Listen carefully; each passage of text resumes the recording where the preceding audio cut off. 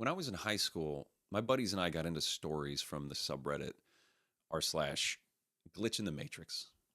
There was a report on there that stuck with me through the years as I explored mysticism that I want to share here. This experience came from a user who, after getting in a fight and being knocked out, lived an entire 10-year separate life, while here, he was only unconscious for a few minutes. The report is nearly 15 years old. It was originally posted from a throwaway account called Tempto Tasso. Navigating to the original post shows it's been archived, but luckily, another user saved it and reposted it 11 years ago. Here's the story. My last semester at a certain college, I was assaulted by a football player for walking where he was trying to drive. Note, he was 325 pounds and I was 120. While unconscious on the ground, I lived a different life. I met a wonderful young lady. She made my heart skip and my face red. I pursued her for months and dispatched a few jerk boyfriends before I finally won her over.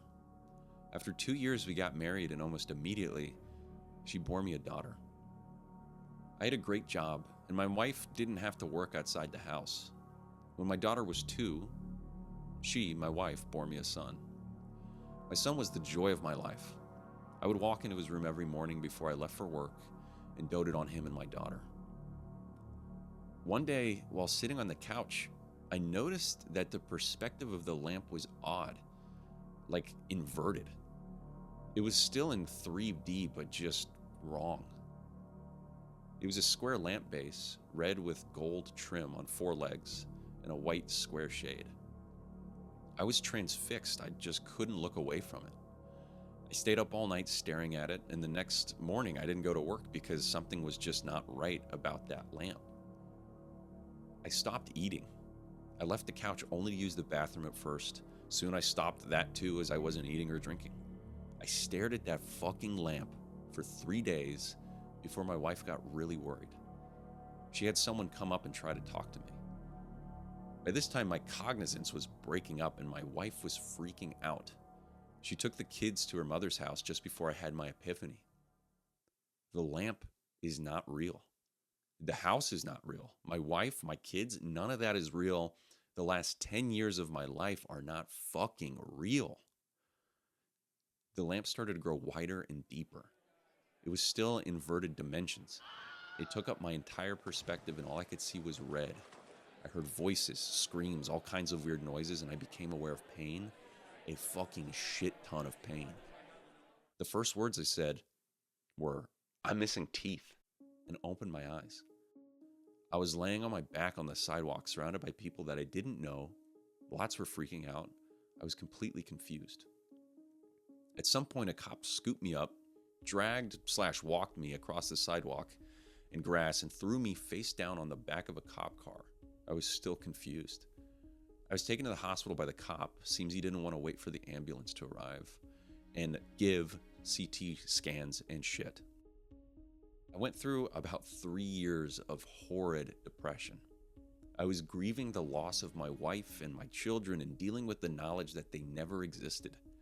I was scared that I was going insane as I would cry myself to sleep, hoping I would see her in my dreams. I never have, but sometimes I see my son, usually a glimpse out of my peripheral vision. He is perpetually 5 years old, and I can never hear what he says.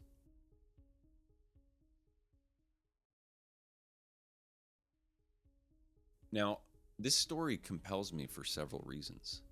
What captures me is that this was posted on Reddit as a comment, buried under another post in Glitch in the Matrix. Reddit was only 6 years old when this story surfaced and only just gaining popularity as a social media outlet. The user also no longer exists. He didn't elaborate further, much further, citing that the stories of the loss of his imaginary family were too painful to prod into.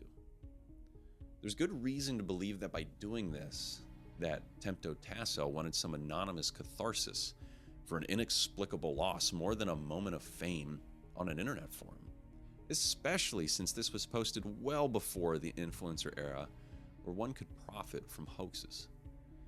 If the opposite were true, One could assume he would make this story its own post and pepper in more details responding to comments.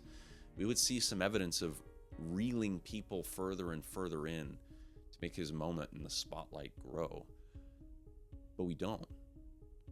I always find it necessary to take a closer look when worldview challenging stories are dropped in our laps and ran from, like in this case. People who propel hoaxes usually do so for fame, control, or profit-driven reasons. Maybe it was just entertaining for him to watch people mill over the story like ants, looking for more. So, some questions to ask ourselves. Was the pleasure of collecting anonymous internet points fueling this? Did he have an overactive imagination and just needed to spill it out somewhere? Or did he really have something so radical happen to him and wanted support from a space that accepted alternate notions of reality?